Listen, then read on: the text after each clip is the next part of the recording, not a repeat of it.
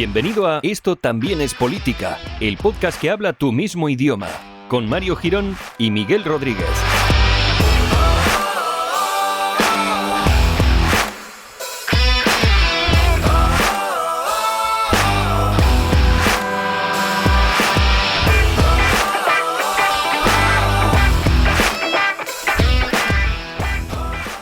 Hola amigues y perres, bienvenidos todos al episodio número 92 de Esto también es política, el podcast que trae hasta tus orejas lo mejor del mundo político, internacional, nacional y también de la prensa rosa, porque hoy es un sábado que luego ya comentaremos, pero es un sábado que tiene top, bodas muy top en España, así que ya lo comentaremos luego en el postpartido.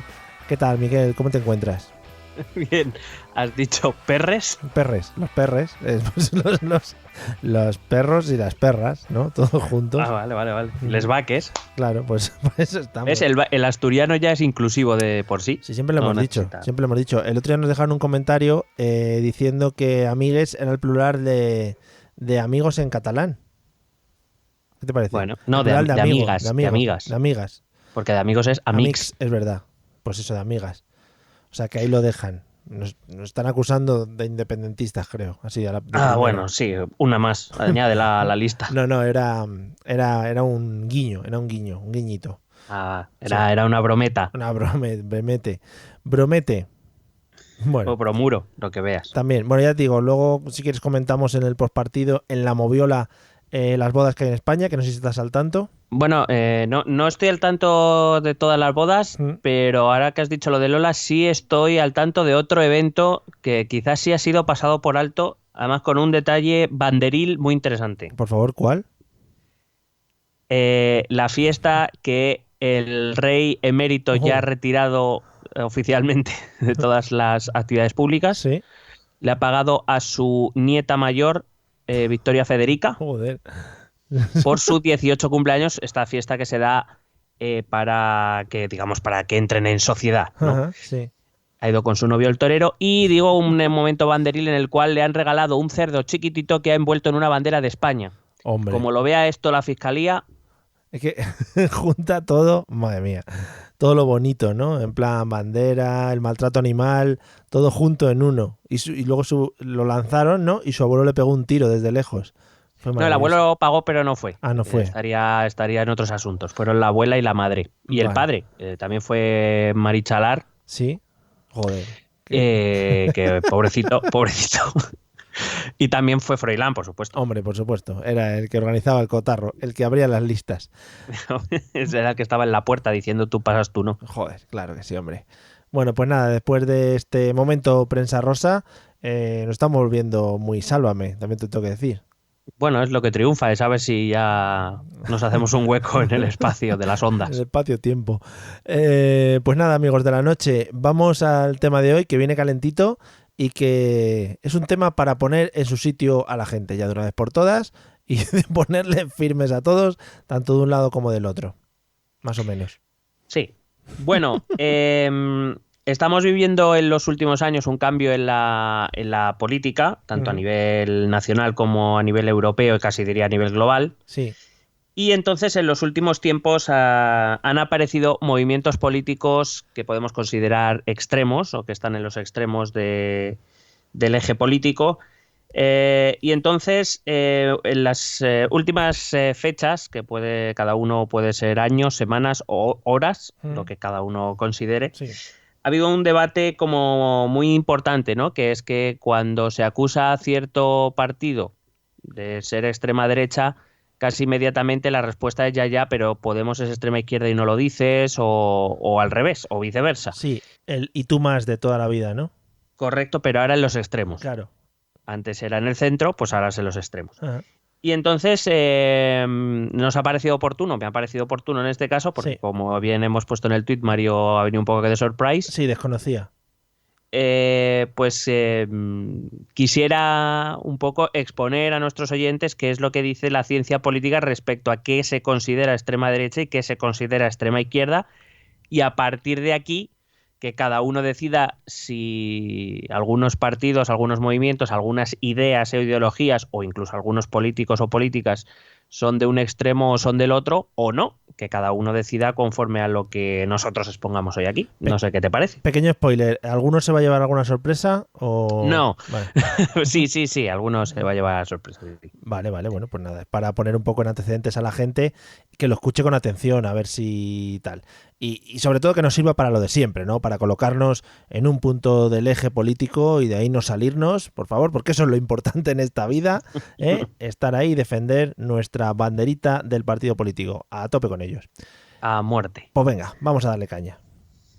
Bueno, hay que decir que este tema estaría bien, avisamos o aviso de antemano para los oyentes que ya hablamos o ya tocamos temas tangentes a este que vamos a tratar aquí anteriormente. Creo, si no recuerdo mal, que en el programa número 24 hablamos de populismos. Lo digo porque hoy en día los movimientos extremos son populistas, pero no es el populismo lo que los hace extremos, aunque parezca una paradoja lo que acabo de decir, lo intentaré explicar más adelante, pero sí estaría bien que se tuviesen escuchado. Vamos a mandar deberes previos. Sí. Esto es la hostia, Mario. Por favor, todo el mundo que no se lo haya escuchado, que pare ahora mismo, le da pause, se vaya a escucharlo y luego vuelva. Sí, y bueno, también haré referencia a otra cápsula que grabamos, Madre que mía. fue la cápsula número 4, si no recuerdo mal, donde hablábamos del eje izquierda-derecha, o qué se entiende por izquierda y derecha. Era una cápsula, era breve, era apenas una introducción, pero que nos va a servir también de punto de partida para esto que vamos a desarrollar hoy aquí. Esto sí que es metapodcasting ahí. Joder, esto ya no sé qué más hacer. En la hostia, somos como los de YouTube. Ahora suscríbanse y denle a la campanita, señores.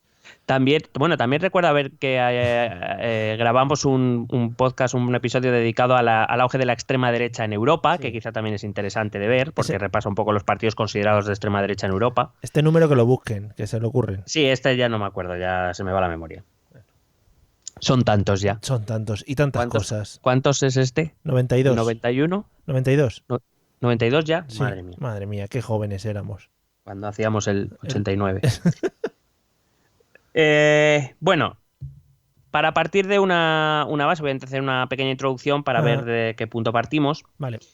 Ya dijimos en su momento, lo repetimos aquí, que tradicionalmente usamos el eje izquierda-derecha para situar cualquier concepto político, cualquier idea, cualquier ideología y tener una referencia de esa ideología respecto a dónde nos situamos nosotros mismos en dicho eje. Es decir, además quiero recordar que lo dijimos, que claro, que algo yo lo considere de izquierda depende no tanto realmente si es de izquierda como de dónde me sitúe yo. Si yo me considero una persona de derechas, si yo, por ejemplo, fuera un votante de Vox, probablemente alguien del Partido Popular, como he visto en alguna tertulia televisiva, es considerado de izquierda, porque está a mi izquierda realmente, claro. en el eje. Esto lo he visto yo, 5 tertulianos de Vox y uno del PP, y el del PP era el de izquierdas. Claro, fíjate. con lo que había en la mesa, ¿qué va a ser? ¿Pero qué era? ¿De qué canal era? En Intereconomía. Vale, sí, no, me sorprendía, sí. Igual era la Sexta en algún programa de... Sí, casi. Entonces eso, nosotros mismos nos situamos en ese eje imaginario de izquierda a derecha, situamos a los demás, situamos las propuestas políticas que escuchamos, a los partidos, a los políticos, a nuestras familias, a nuestros amigos, a nuestros perres. Simple curiosidad, ¿es algo... Esto ya creo que es su opinión, porque siempre ando criticando el tema de situarnos, como he dicho antes, en un punto específico de este eje político. ¿Es algo bueno? A ver, yo supongo que las políticas y las propuestas y todo eso, bueno, pues sí que tienden a situarse en este eje y para diferenciar unas de otras está bien. Pero el situarse una persona siempre en un eje político es algo bueno. No sé si me explico. A ver, voy a ver si te he entendido y si no, pues vale, todo lo que voy a decir ahora no sirve para nada. Más que bueno, diría que es útil. Sí. Es decir, es útil porque simplifica las cosas. No hay que olvidar que este eje izquierda-derecha es una simplificación. Ahora, si tú me dices, ¿es bueno siempre situarse en el mismo punto del eje? Para mí, personalmente, no. Claro. Quiero decir, implica que tú tienes una ideología monolítica y que no estás dispuesto a aceptar nada que venga ni de un lado ni del otro de tu posición política. Creo que claro, cuando yo hablo en general, yo me puedo considerar, por ejemplo, una persona de izquierdas o de derechas, me da igual. Sí. Pero ¿eso significa que todo lo de derechas me parece bien? Si todo lo de derechas te parece bien, creo que tienes un problema. Esto es opinión personal. Sí. Y si todo lo que viene de otras partes te parece mal, creo que también tienes un problema. Es decir, si luego vamos a propuestas más concretas, lo normal, es que todos nos movemos dentro del eje. Uh-huh. Es decir, yo puedo ser una persona de izquierdas, pero a lo mejor una propuesta concreta de la derecha me parece bien y a lo mejor en esa propuesta concreta yo me muevo en el eje. Sí. O alguien de la izquierda me parece mal, me moveré también, me desplazaré, me alejaré de ese punto en el eje. Eso es lo normal, según vas concretando, digamos, ampliando el foco, haciendo zoom con los 2 deditos en el tablet, lo normal es que tu posición varíe dependiendo de qué estemos hablando. Pero todos tenemos una posición global, vamos a decirnos, en la cual nos situamos a nosotros mismos o etiquetamos a los demás actores políticos. Sí, también supongo que esto de que la gente más o menos se sitúe, las personas o los grupos sociales se sitúen en un punto del eje político del que hablamos, hace que un poco los partidos políticos, como hemos hablado muchas veces, se centren ya no en conseguir el voto de las personas que tienen convencidas, sino de los que tienen a sus alrededores, tanto por izquierda como por derecha. Claro, si hacemos una referencia visual, esto por ejemplo lo pregunta el CIS, siempre, bueno, me parece que es cada 2 meses, pregunta dónde se sitúan los entrevistados en ese eje, siendo el 0 la extrema izquierda, el 10 la extrema derecha, y dónde sitúan a los partidos políticos. Entonces, por ejemplo, si yo me considero un 4, que sería un centro izquierda, sí. Claro, para mí el PP es la derecha, sería la derecha, porque se situaría a lo mejor para mí en un 7, pero es que a lo mejor para alguien de Podemos el PP sería un 10, porque está más alejado. Y viceversa, quiero decir, si yo soy un votante de Vox, pues para mí Podemos es el -7, incluso. Vale. Claro. Entonces, por eso te digo que este eje es una simplificación, nos es útil, nos fija una referencia, nos puede hacer una identificación con cierto partido político, con cierto líder o con cierta ideología. Pero hay que recordar siempre que es eso, una simplificación. Vale. Yo estoy casi seguro que no cuando veíamos los programas electorales lo veíamos, los 4 partidos, los 5 partidos, los 4 partidos menos Vox, generalmente, que no coincidía con casi nadie en nada, tenían propuestas comunes y sin embargo se autositúan en diferentes puntos del eje. Uh-huh. Es decir, que está muy bien que todos pensemos que el Partido Socialista es de centro izquierda, pero si coincide en una propuesta con el Partido Popular o con Ciudadanos o con Podemos, ¿qué le pasa al PSOE? ¿Ya no es de centro izquierda? Yeah. Por eso digo que es algo que está bien, repito, es útil, nos permite simplificar las cosas, porque a veces pues entrar en ciertos debates da pereza, que te cagas. Sí. Entonces esto nos ayuda mucho. Ahora bien, el problema es cuando este eje izquierda-derecha se convierte en la única referencia que tenemos a la hora de hablar o de participar en política. Claro. Digo, por todas esas gentes que, pues eso, que si yo me considero de izquierda, automáticamente todo lo que venga de la derecha me parece mal, me da igual lo que diga, por muy razonable que pueda ser, y viceversa. Ya. Ese es el problema, cuando este eje se convierte en toda referencia y no en simplemente una simplificación inicial que nos puede servir, pues eso, para la utilidad que tiene. Vale, pues seguiremos, yo por lo menos seguiré insultando al bufandismo político y al camisetismo de partidismo politiquesmísimo. ¿Vale? Pues ese va a ser mi objetivo. Y a les perres. Y a les perres, sobre todo, que no se nos vayan les perres. Bueno, te dejo continuar. Bueno, pues eso, decía que esta simplificación a veces se exagera, que esta simplificación se hace casi caricatura, ¿no? Todo y yo creo que es un poco también va en contra de todo lo que este podcast, no sé si hablo por ti también, intenta contra lo que intenta luchar, ¿no? Con esta idea de los míos son los buenos y unos santos, los otros son demonios. No. Yo llevo 3 años lanzando mensajes subliminales, por fin lo estoy consiguiendo. Vox está entrando en los congresos, tanto nacional como autonómico, o sea que mi objetivo estoy cumpliéndolo. Y en los palacios de congresos también. Y también, mucho, a tope. Bueno, entonces eso, como decía, en aquella cápsula ya hablábamos de esta distinción entre izquierda y derecha, ya veíamos que no es tan sencillo decidir qué es ser de izquierdas o qué es ser de derechas, no es fácil definirlo. Uh-huh.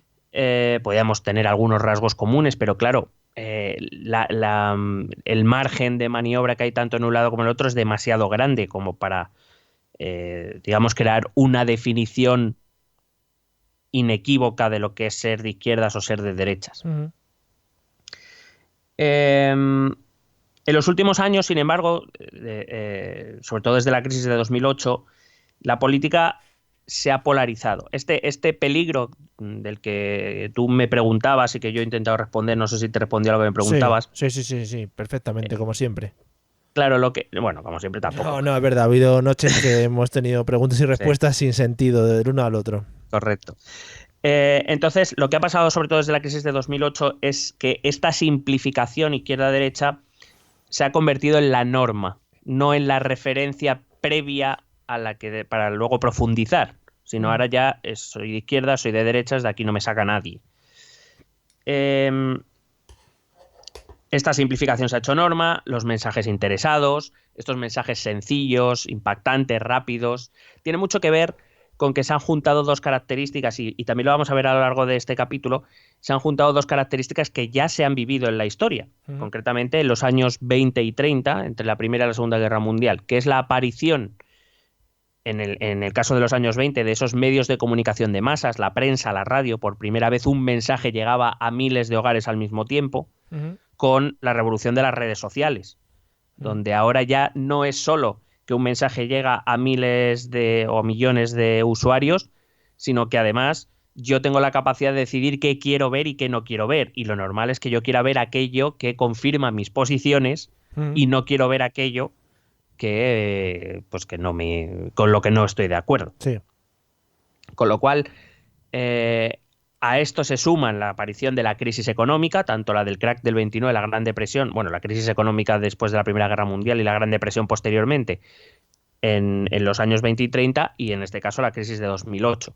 Fíjate que no es casual todo lo que está ocurriendo, y la aparición de movimientos extremos, tanto en aquella época como en esta, que utilizan una forma de hacer política de la que también hemos hablado en este podcast, que es el populismo. Yeah. Pero hay que recordar que el populismo es más entendido, más que como un contenido, es un continente, es decir, una forma de hacer política. Pero bueno, a eso volveré ahora en breve. Vale. Entonces esta extrema derecha y esta extrema izquierda han aparecido en la última década, principalmente desde la crisis de 2008. No se hablaba, o por lo menos yo no lo recuerdo, de extrema derecha y de extrema izquierda en Europa en los años 90.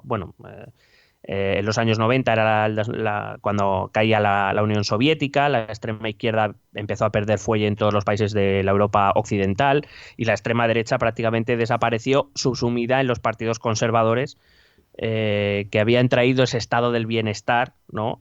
Que les había hecho innecesarios. Sí. Esta extrema derecha y esta extrema izquierda, que posiblemente nunca se hayan ido, pero se habían quedado sometidas dentro de otros movimientos más moderados.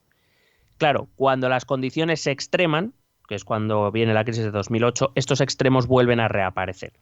Y aunque pasemos esta crisis y los movimientos extremos en teoría volverán a reabsorberse en estos movimientos más moderados, si viviésemos una situación parecida de aquí a 3 o 4 décadas, estos movimientos extremos regresarán. Por una razón muy sencilla, y es porque cuando la gente lo pasa mal, busca soluciones fuera de aquellos que no le pueden dar soluciones. Me explico. Claro. La crisis de 2008, igual que la crisis de los años 30, vino a poner en duda si el sistema en el que estamos viviendo es el ideal, porque había mucha gente pasándolo mal y el sistema era incapaz de darle soluciones a esa gente.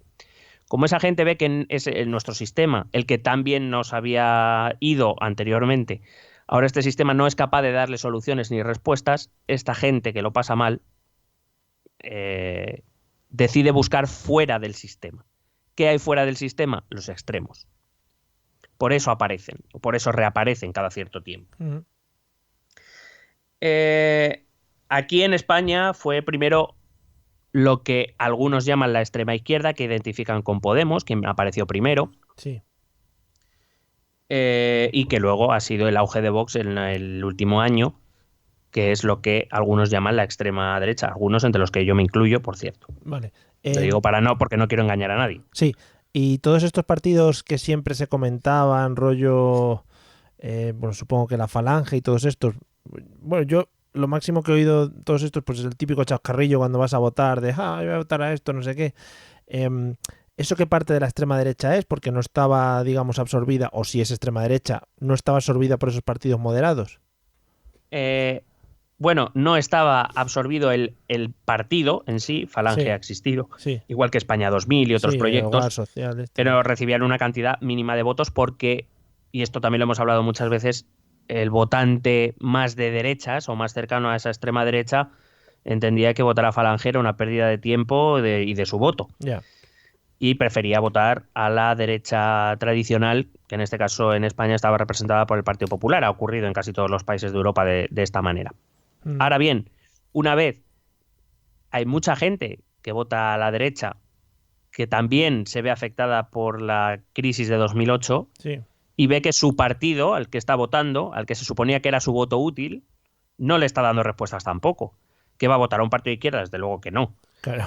Por tanto, ¿qué va a hacer? Va a empezar a buscar en la extrema derecha. Aquí en España ha tardado más en aparecer. No porque no existiera, sino porque el PP había conseguido, Sí, arraigar esa sí. idea de que de votar algo que no fuera PP era un voto perdido. Claro. Y que eso solo permitía a la izquierda gobernar. También supongo que la aparición y un poco crecimiento de partidos como Vox o Podemos dependen un poquito del momento exacto en el que ellos se muevan y de la cantidad de actividad que tengan o de capacidad de acción que tengan, etcétera, etcétera, ¿no? Claro, Vox o Podemos no serían lo que son hoy si hubiesen nacido en 2002. Uh-huh. Quiero decir, Podemos nace en 2014. Sí. Vox nace en 2014. Sí. Otra cosa es que, bueno, Podemos llegó antes a la primera división de la política y Vox ha tardado más, pero sí. son partidos generados en la crisis. Uh-huh. Y otro de los partidos Ciudadanos, que no es un partido nacido en la crisis, nace en Cataluña en 2006, creo. Sí, por ahí. Pero es un partido que se ha hecho fuerte en la crisis. Da el salto a la política nacional en plena crisis. Ya. Porque ve la oportunidad política. Ciudadanos, si en 2006, en 2008 decide presentarse en España, se come un rosco. Ya. Con lo cual, claro, los cambios tan profundos en los sistemas de partidos o en los sistemas políticos vienen porque hay una situación excepcional. Uh-huh. Si nos digo, ni siquiera, o sea, también hay que ver la profundidad de la crisis. Una crisis que hubiese durado un año o dos tampoco les hubiera dado mucha oportunidad. Ha tenido que ser una crisis de la profundidad de 2008 y la duración de 2008, una crisis que para muchos todavía ni siquiera ha acabado. O sea que, claro, sin ese contexto estos partidos no pueden aparecer. Yeah. Las extremas derechas, los fascismos de los años 20-30, la revolución comunista del 17 no hubiera aparecido si la situación no fuera excepcional en aquellos territorios, si no hubiera tal crisis de subsistencia, de alimentación, económica, por supuesto, que la gente tan desesperada busca soluciones fuera de lo que tradicionalmente estaba ocurriendo en esos países. Hitler jamás hubiera llegado al poder si no hubiera habido una economía alemana totalmente dependiente de Estados Unidos, después de que Estados Unidos se viniera abajo con el crack del 29, evidentemente. Sí. Luego, digo que aquí en España empezó Podemos y Vox, que nos han traído de nuevo estos conceptos a España.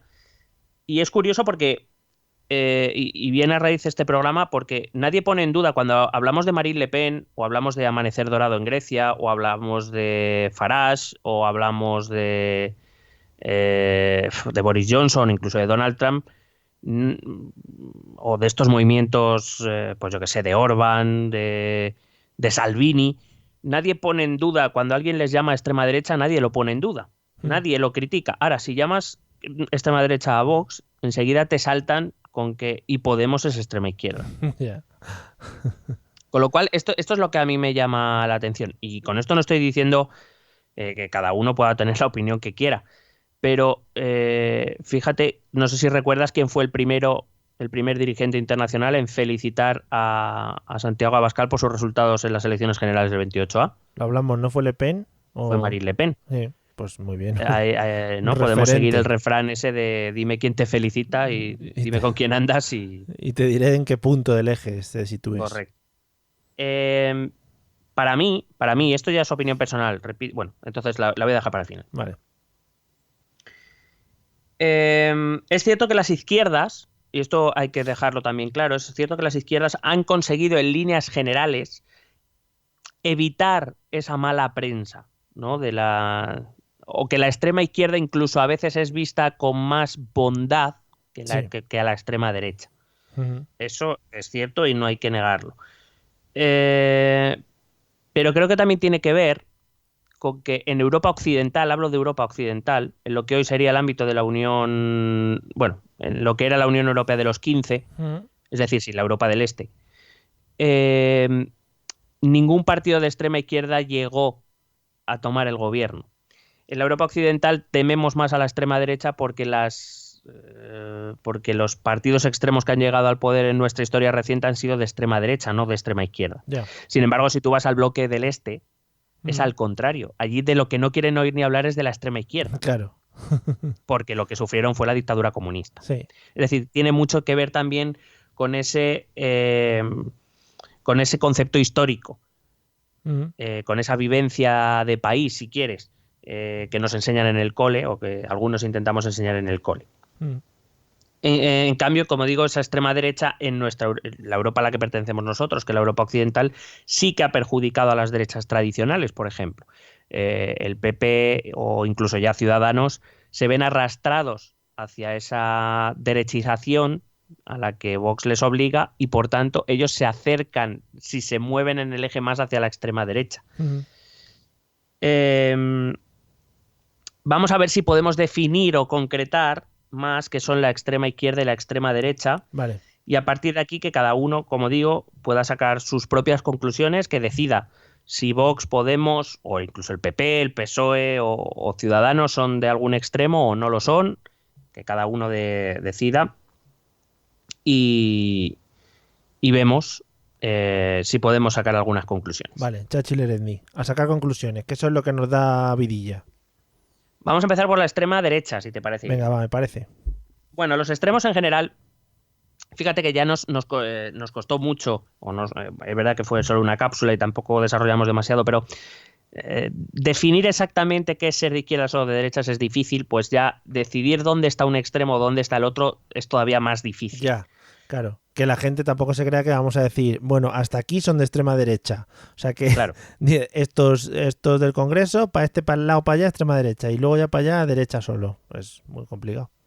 Claro, y además yo creo que tiene que ver con esas formas populistas de las que hemos hablado muchas veces. Que yo creo que confunden lo que es ser de extrema derecha o de extrema izquierda. Alguien puede ser de derechas y populista y no ser de extrema derecha.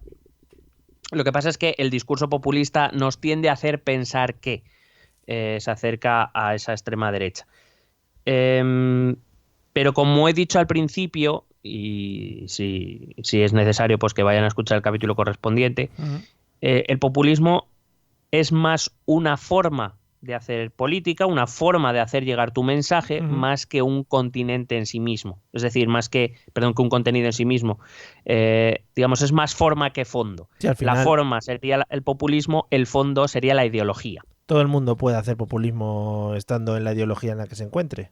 Claro, de hecho, creo que lo dijimos, pero si no lo dijimos, sí. Es raro encontrar el partido político se sitúe en el punto del eje que quiera situarse, que no hace populismo. Sí. Quiero decir, que Pablo Casado se vista de granjero y se monte en un tractor es populismo. Queramos, o Albert Rivera que va a pedir el voto rural con traje y zapatos. Bueno, quiero decir, o tan populismo es como decir que vamos a sacar urgentemente a Franco del Valle de los Caídos y llevamos un año aquí con esto. Quiero decir, claro, las formas populistas, o la reina del populismo aquí en Madrid, que ha sido Esperanza Aguirre, digan sí. Sus votantes lo que digan, nos ha vendido, vamos, las motos como ha querido.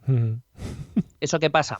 Que todos los partidos hacen populismo. Lo que pasa es que verá que algunos lo hacen de forma más acusada que otras, pero el populismo está en cualquier partido y en cualquier punto del eje. Por eso no hay que confundir que alguien o que un partido sea populista con que sea un partido extremo, un partido extremista. Sí. Es verdad que para estos partidos extremos el populismo es esencial, es decir, es inherente a ellos, necesitan las formas populistas. Primero porque los populismos tienden a apelar a esa parte de la sociedad que se siente excluida. Cuando hablamos de populismo, es una palabra que viene de la misma raíz que el pueblo y viene un poco a hacer referencia a esa gente que se siente o ajena al sistema o rechazada por el sistema o no protegida por el sistema. ¿Vale? Repito que todos los partidos intentan apelar a esas partes de la sociedad por una razón, porque son los votos de los no convencidos. Puede ser también una forma de camuflar ideas o pensamientos radicales. Puede ser una forma, vamos a ver, claro, la forma puede hacer que yo presente un fondo y que parezca otra cosa de lo que realmente es, claro. Pero, repito, eso les pasa a todos los partidos. Sí. Quiero decir, por poner un ejemplo, si yo me presento a las elecciones y yo doy un discurso y digo voy a mejorar todos los servicios públicos, en cierta manera, o sea, no estoy mintiendo y en cierta manera sí que estoy haciendo populismo, porque lo que no estoy diciendo es que para yo poder mejorar los servicios públicos os voy a tener que subir los impuestos a todos. Claro. Porque no hay otra manera. Sí. Quiero decir, claro, la forma puede hacer presentar un mensaje de la manera, o sea, la forma me permite a mí presentar mi mensaje de la manera que a mí me interesa. Y claro, evidentemente la voy a dar de la forma en la que creo que más votos me va a dar o que más gente puedo atraer. Sí. Claro, si yo empiezo diciendo voy a subir los impuestos a todos, pues así mucha gente va a decir, pues no sigas hablando porque ya... Claro, no parece mala idea. Claro. O lo que es lo mismo, o el caso contrario. Yo me presento a un mitin y digo, os voy a bajar los impuestos a todos. Lo que no estoy diciendo es que como yo voy a tener menos recaudación, pues habrá menos servicios públicos o serán de peor calidad. Claro. Es decir, claro, yo presento el mensaje que a mí me interesa. Ahora bien, está en el votante escarbar para ver qué esconde el mensaje que me están haciendo llegar. Y el problema es que, como te he dicho, en los últimos años la gente escarba menos, porque está más harta. Ya. Decía que los populismos tienden a apelar a esa parte de la sociedad que se siente excluida o que se siente fuera del sistema y ese populismo es necesario para los extremos porque los extremos quieren cambiar el eje izquierda-derecha. Te decía al principio que el eje izquierda-derecha es un eje que es útil, que lo utilizamos prácticamente todos, que es una simplificación, evidentemente, que no nos deberíamos quedar ahí, pero que lo utilizamos todo. Precisamente los extremos, quieren utilizar el populismo para cambiar ese eje. Lo vimos en Podemos, donde el eje pasó de ser de izquierda a derecha a ser la casta y la gente. Sí. Y lo hemos visto en Vox cuando, en todos los partidos de extrema derecha que vienen a decir que el nacional y el extranjero, el de aquí y el de allí, los nacionalismos lo llevan muy a pecho esto también. Es decir, claro, pero es que claro, si yo digo, mira, si yo me presento ante la gente y digo, mira, a partir de ahora todos los extranjeros los vamos a tirar al mar, sí. Pues hombre, es un mensaje que no dudo que alguno me comprará. Hombre, ya ves. Pero es un mensaje que hace sentirse incómoda a la gente, porque es políticamente incorrecto. Ahora, si yo a través del populismo articulo un discurso en el cual hablo de que hay que recuperar los trabajos para la gente cerca de sus casas, que no sé qué, que no sé cuántos, y que incluso me atrevo a decir que, bueno, la inmigración hay que regularla, no sé qué, pues hombre, el mensaje es mucho más bonito y mucho más placentero. Claro. Ahí es donde interviene el populismo. Por lo menos la gente no se siente mal dando su voto a cualquiera de estos partidos. Claro. Pero, como te decía antes, recuerda que en mayor medida todos los partidos son populistas. Sí. Porque todos quieren tu voto, al fin y al cabo. El mío, además, sí. Correcto. Cuando hablamos de, por ejemplo, del Frente Nacional de Le Pen, de la Liga de Salvini, del partido del Brexit de Farage, de Alternativa por Alemania, de Orbán, de Vox, del PiS, que siempre el PiS de Polonia, que siempre nos gusta hablar de él. El PiS de Polonia no puede faltar en ningún podcast, por favor, ni en ninguna familia, ni en ninguna celebración familiar. Son partidos que inequívocamente, por lo que hemos visto en las noticias y por lo que dicen ellos mismos, son partidos cercanos a Vox, en el caso de España. Todos podemos decir, sin temor a equivocarnos, que son partidos situados a la derecha del eje. Sí. Sí, de momento, sin quemarnos más las manos. No hay duda, sí. Ahora bien, todos también podemos decir que todos estos que he nombrado son populistas. No podemos equivocarnos. Ahora bien, ¿ser de derechas y populista te convierte en extrema derecha? Yo entiendo que no necesariamente. Claro. Para clasificar a un partido de extrema derecha tendríamos que obviar las formas, es decir, la parte populista, porque tú puedes ser de extrema derecha y no populista. No los hay. Hombre, bueno, algunos los hay. Estos partidos neofascistas que directamente dicen vamos a matar judíos y negros, quiero decir. Pero, hombre, a verlos los hay. Afortunadamente son pocos y a la mayoría los detienen. Pero existir existe. Que alguno en su discurso político se le ha ido un poquito la mano de vez en cuando también. Sí, nada, pero una miaja. Vale. Entonces, para saber si un partido es de extrema derecha, dado que vamos a empezar con la extrema derecha, lo que hay que ir es a la ideología, sí, a qué es lo que propone este partido, pero lo que hay detrás de lo que dicen, es decir, al rascar. Sí. Lo que hay que ir es que realmente qué es lo que hay detrás, no lo que ellos me dicen. Ya. Y además hay una cosa que también tendemos a confundir. Todos estos partidos que te he nombrado antes, que podríamos definir de derecha populista, ¿son todos iguales? La respuesta es no. Claro. No defienden ni siquiera lo mismo todos. Por ejemplo, hay que recordar que Marine Le Pen está a favor del matrimonio homosexual, por ejemplo, porque entiende que va dentro de las libertades individuales y civiles que su republicanismo entiende que debe defender. Esto yo no veo yo a Santiago Abascal defendiendo esto. Y sin embargo, su relación es más que sabida. Sí. O sea, es conocida por todos. Creo que va a salir la cabalgata del orgullo ahora en Madrid. O sea, Santiago, sí, en una carroza. Sí. Lo que pasa es que él se va a vestir de rey mago. Hombre, para equilibrar. Claro, evidentemente no todos los partidos, incluso los que todo el mundo podemos etiquetar así de primeras, porque así se hace normalmente de extrema derecha, como estos partidos que te acabo de nombrar, ni siquiera todos defienden lo mismo. No pueden ser partidos iguales. No vamos a encontrar dos partidos que defiendan exactamente lo mismo por una razón muy sencilla. Cada uno responde a una realidad local o nacional, llámalo como quieras, distinta. Claro. Vox no, o sea, España no tiene los mismos problemas que Francia y por tanto los partidos políticos no pueden ofrecer las mismas soluciones, pero exactamente igual que dos partidos socialdemócratas, es decir, el Partido Socialista Español de Pedro y el Partido Socialdemócrata Alemán no ven el mundo igual porque no tienen un mundo igual y ofrecerán soluciones distintas a distintos problemas. Claro. Entonces, ¿qué cosas debe defender un partido para que se le considere extrema derecha? Aquí yo no voy a andar con medias tintas. Yo te digo que aquí nos van a caer críticas. Eso es lo que nos gusta. Si ya correcto. Cuando hablamos de Vox y estábamos hablando de sus propuestas, o sea que encima le estábamos dando publicidad, nos dieron de hostias, imagínate. Bueno, los partidos de extrema derecha inequívocamente beben de los movimientos de extrema derecha de los años 20 y 30 del siglo XX. Sí.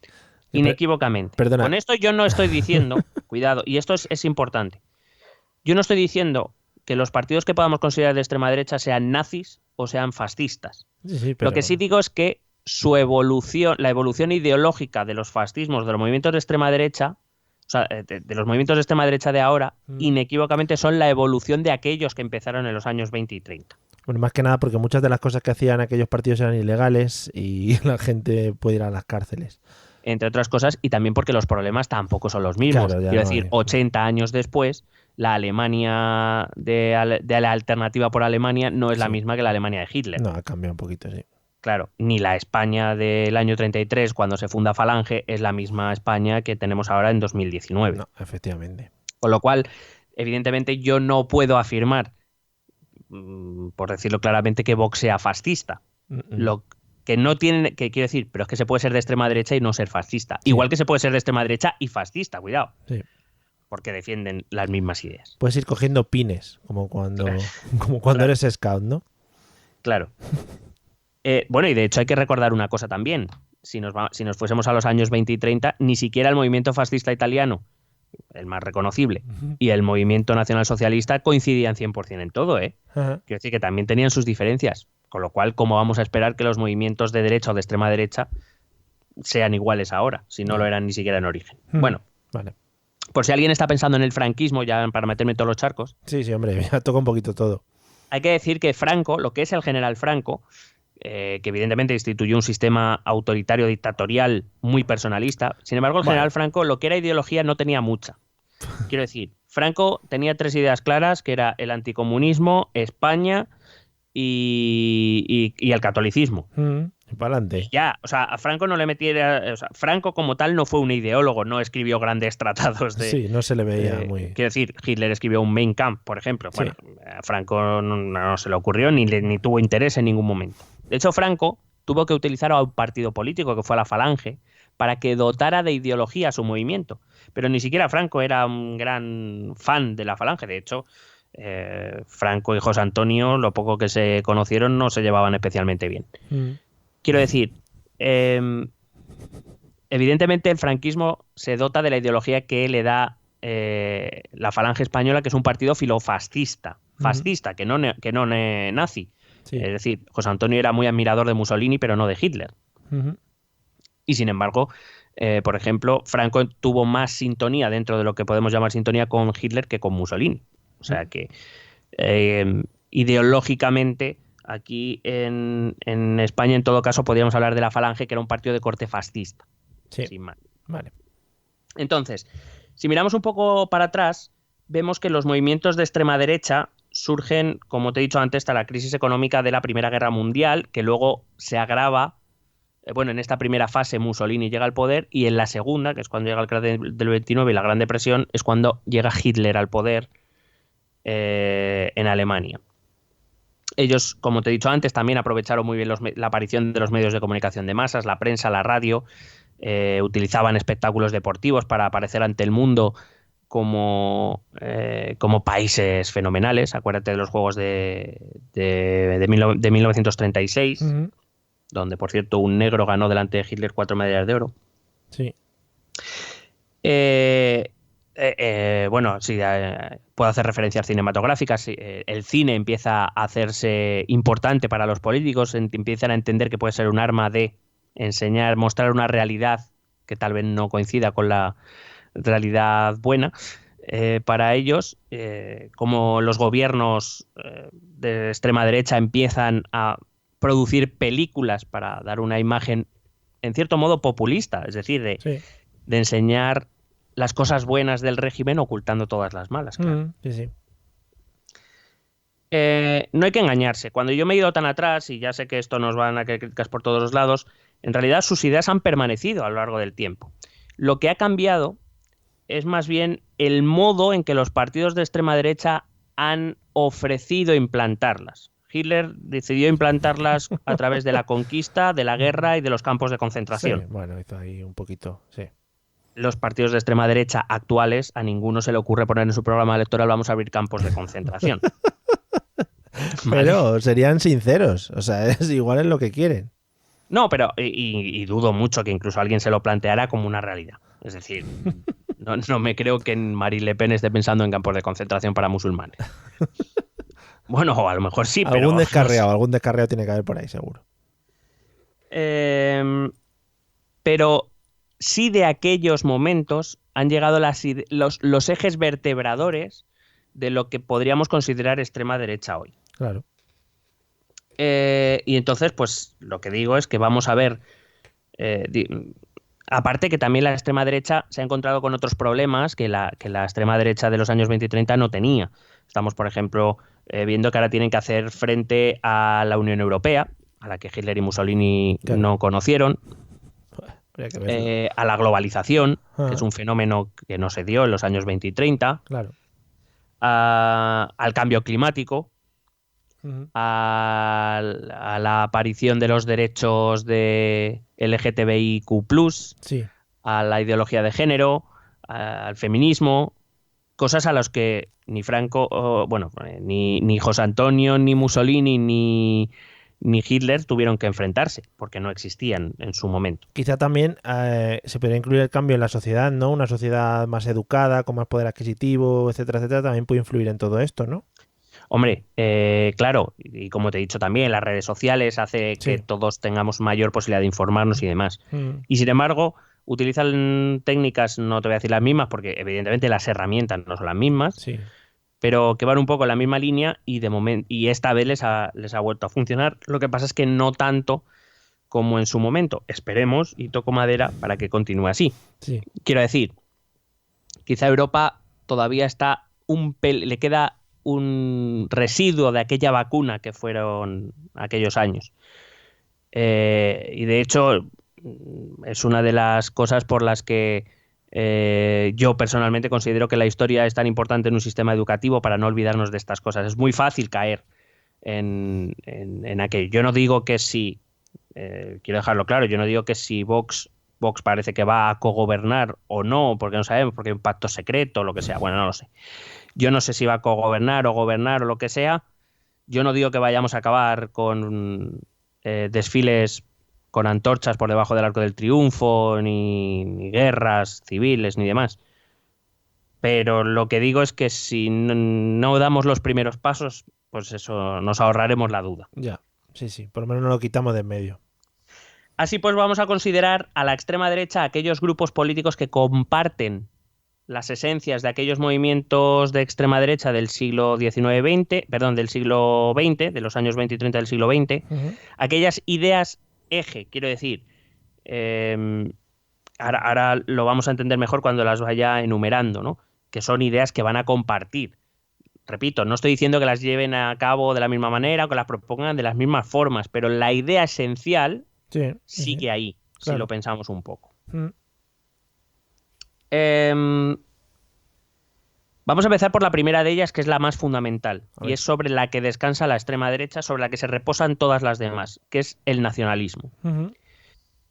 La idea de nación es el gran eje vertebrador de la extrema derecha. Lo era, por supuesto, de la Italia de Mussolini o de la Alemania de Hitler, o incluso de la Falange española y del franquismo, porque para los movimientos de extrema derecha hay algo que está por encima de todo, por encima incluso de los individuos, que siempre está en riesgo.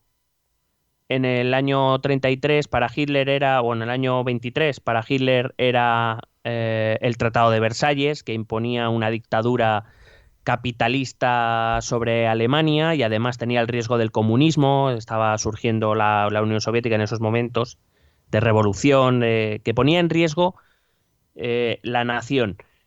Ahora lo podemos llamar, la izquierda siempre está ahí, el monstruo de la izquierda, de la extrema izquierda. Sí. La globalización, que puede ser ahora, la ideología de género, la Unión Europea, la democracia liberal, el capitalismo, lo que quieras. Sí. Muchas de esas mismas ideas siguen persistiendo hoy en día. Y la cuestión es que para estos partidos, esa nación que está en riesgo, solo ellos son los únicos capaces de defenderla de manera clara y nítida. Sí.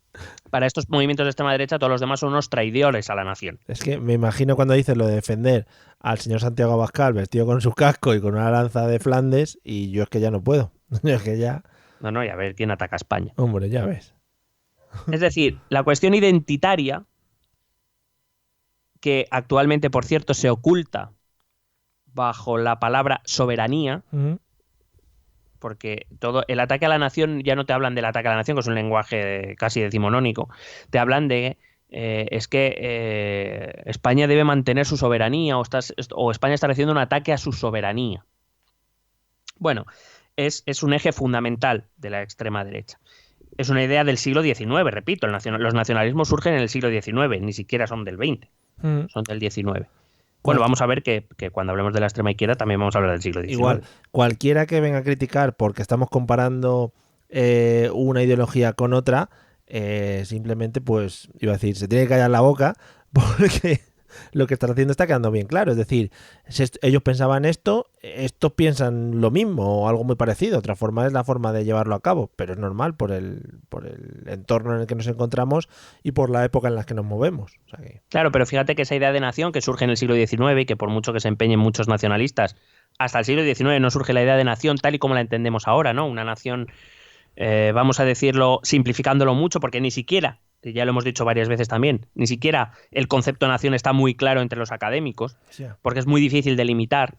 Pero bueno, simplificando mucho, para un nacionalista, su nación es aquella, es aquel territorio y población con los que comparte básicamente lengua, cultura e historia. Y signifique lo que signifique esas cosas, quiero decir. Y entonces esas cosas conforman como una especie de tronco inquebrantable que hay que cuidar, que nadie puede atacar, porque como ese tronco desaparece en su esencia. Es decir, si yo me siento súper español, si yo soy un nacionalista español y desaparece, pues eso, esa historia que me han contado, el español como lengua y esa cultura, repito, signifique lo que signifique, porque yo no tengo muy claro. Yo siempre hago este ejercicio con mis alumnos, que es, defíneme qué es ser español, más allá de que te den un DNI o que hayas nacido en un territorio.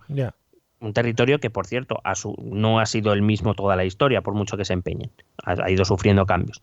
Pero yo, más allá de lo que sea una cuestión puramente administrativa, que yo soy español porque he nacido en un estado-nación en un país llamado España, y por tanto me corresponde esa acreditación, ¿qué es lo que hace que yo sea español? Porque no estoy convencido de que nadie pueda poner una característica común a los 46 millones y medio de españoles. Evidentemente.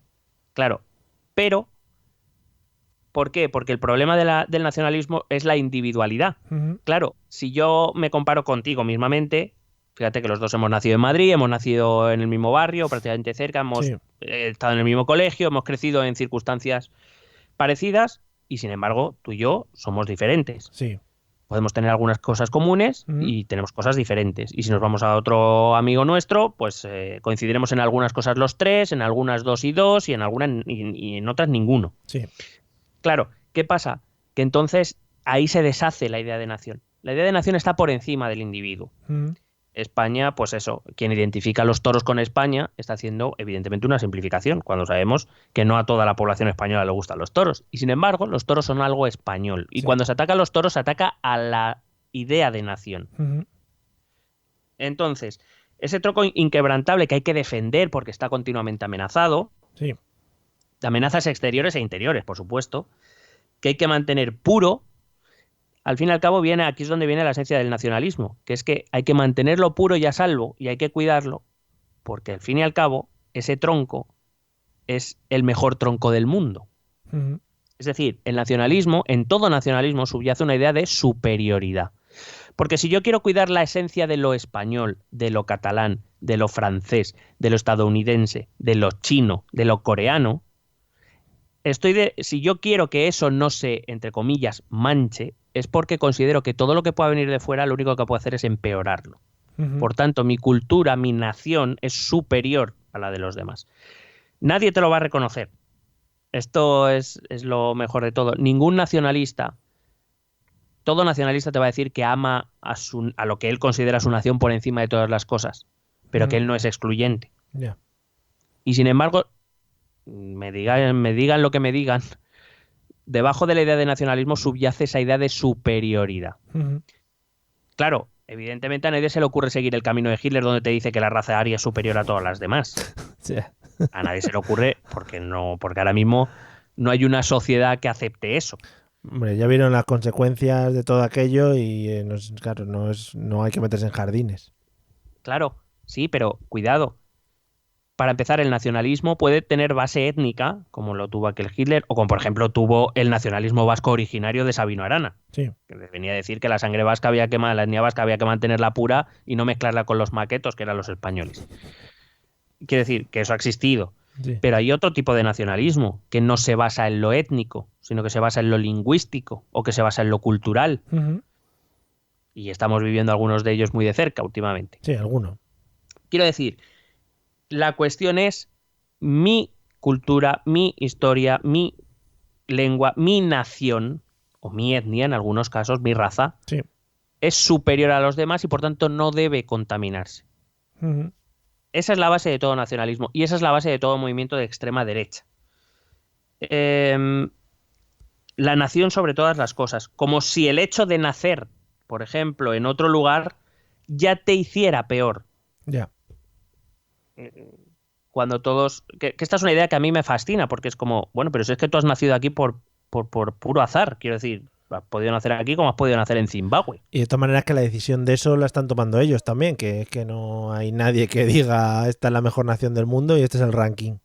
Claro, esa es la cuestión, que luego también el concepto de nación es una cosa subjetiva y sin embargo parece que es algo objetivable, es decir, es como todo el mundo debería tener claro, por volver al nacionalismo español, por ejemplo, porque podemos hablar del catalán o del Sí. vasco o del de cualquier otro sitio del mundo, que es que me da igual.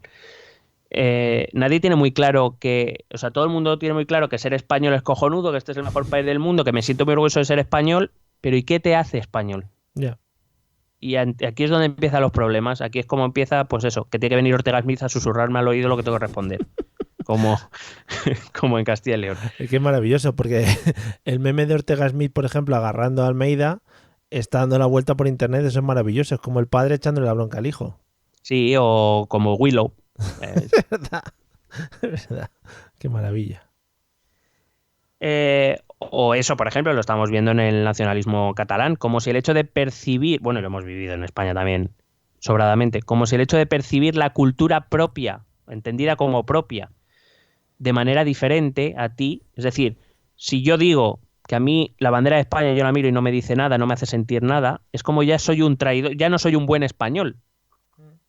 O por ejemplo, cuando en las fiestas hemos visto hace poco, las fiestas de Berga en Cataluña, como las fiestas se han convertido en una fiesta independentista con una bandera enorme. Entonces, claro, había gente que se quejaba de, oye, que yo también soy de Berga, pero que yo no soy independentista, ¿qué pasa? Que yo no puedo celebrar mis fiestas porque esto os lo habéis hecho vuestro. Entonces eres tú el mal catalán. Esa es la esencia de este nacionalismo. Y hay nacionalismos cohesionadores, como puede ser el nacionalismo español, es decir, que pretende una conciencia única en todo el territorio, o única o unificada, podemos decir, y que se suelen corresponder con los estados-nación, o hay nacionalismos separatistas, como lo estamos viendo en Cataluña, como lo hemos visto en Escocia, como lo vemos en otras partes de Europa o del mundo. De hecho, por ejemplo, podemos ver ese enfrentamiento también en Reino Unido, ese nacionalismo británico en Irlanda del Norte, ese nacionalismo británico unificador y ese nacionalismo irlandés que quiere quitarse de encima a Reino Unido. Con lo cual, pero siempre con la misma idea, la nación por encima de todo.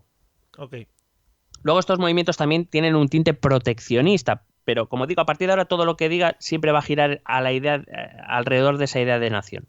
Es decir, algunos partidos en lo económico se muestran abiertamente anticapitalistas. De hecho, por ejemplo, Hitler lo mostraba, era abiertamente anticapitalista, aunque cuando vio que se pudo aprovechar del dinero de los burgueses, bueno, digamos, rebajó un poco sus tensiones. Sí. Pero bueno, son movimientos abiertamente anticapitalistas y otros se dicen liberales. Por ejemplo, Vox se dice liberal. Sí. Pero claro, vamos a ver si son tan liberales. Si son liberales, bueno, podemos decir que si tú lees su programa económico son liberales, siempre y cuando, por ejemplo, los trabajadores sean españoles. Hombre, claro. Con lo que liberal, pues yo no lo veo. Ya. Pero es verdad que todos estos movimientos de extrema derecha tienen una postura clara antiglobalización. Vamos a ver que los movimientos de extrema izquierda también, pero por una razón diferente. En este caso es porque la globalización ha puesto en riesgo al nacional. Claro. A aquel miembro de la tribu o de la nación que ve en peligro su futuro, que ve en peligro, que ve al inmigrante como una amenaza para su modo de vida y que, por supuesto, la extrema derecha considera que primero el nacional. Claro. Madre mía. Por eso digo que liberal... Es que he visto de esta manera, es muy exagerado, y vuelvo un poquito a lo que comentabas antes. ¿Qué diferencia hay entre un tío que ha nacido a un lado de la frontera de España con otro que ha nacido justo a 100 metros al otro lado de la frontera de Francia? Es decir, ¿por qué uno va a ser mejor que el otro si seguramente vivan juntos, compartan de todo, han ido al mismo colegio, pero están en diferentes puntos o en diferentes países? Es que es muy un poco extraño, un poco heavy. Voy con el tercer punto, que sería un cierto, yo lo he llamado tradicionalismo o herencia tradicional. Y me explico. Es la defensa de esos valores tradicionales de la sociedad que supuestamente la cohesionan, le dan forma a esa nación de la que te hablaba antes, y cuyo abandono, por supuesto, es decir, abandonar esas tradiciones amenaza con quebrar la nación y su esencia, evidentemente. Los toros. Hablamos del toro, hablamos de la religión en muchísimos casos, no solo en España.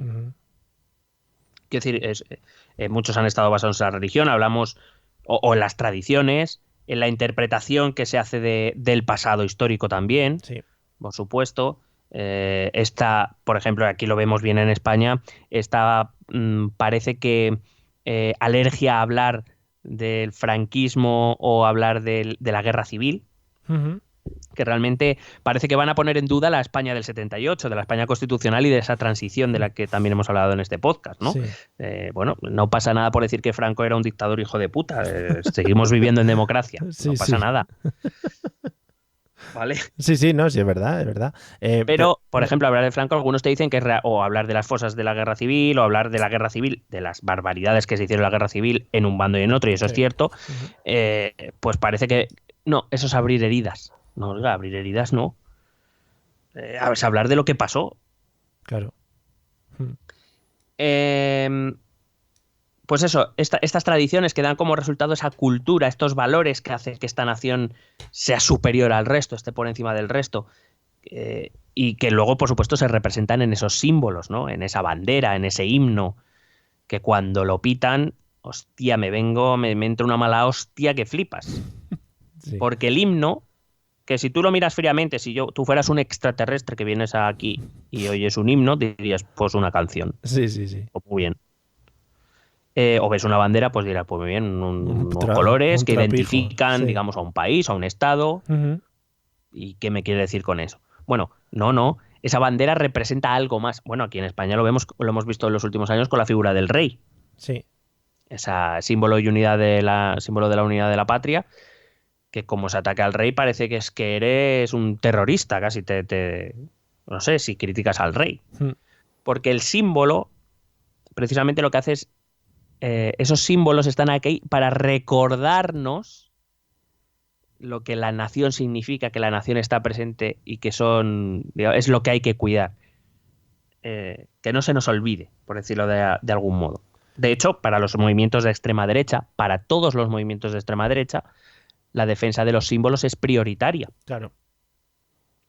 Supongo que también es parte o es un arma muy importante para lograr una unión en torno a algo medio físico, ¿no? Porque quieras que no, el contar una cosa o una ideología es algo, bueno, porque lo tienes dentro y que lo piensas, pero al final eso es algo físico tangible. Claro, es la representación de todos esos valores positivos, por supuesto, que encarna la nación representados o que tú los puedes ver. Pues eso es lo que tú decías, una idea es una idea, pero yo veo una bandera y digamos que esa bandera me transmite ya esos valores. Claro. Con lo cual esa defensa de los símbolos nacionales, por supuesto que es prioritaria. Y bueno, generalmente unos lo verán muy claro en unos nacionalismos, pero no lo verán en otros y viceversa, pero todos los nacionalismos son iguales, o sea, todos los movimientos de extrema derecha. Y todos aquellos que no ven estos símbolos de la misma manera o no los interpretan o no los respetan o no los etcétera, no son parte de esa nación virtuosa que por supuesto ellos defienden. Por supuesto, los movimientos de extrema derecha son antiizquierda. Hombre, por supuesto.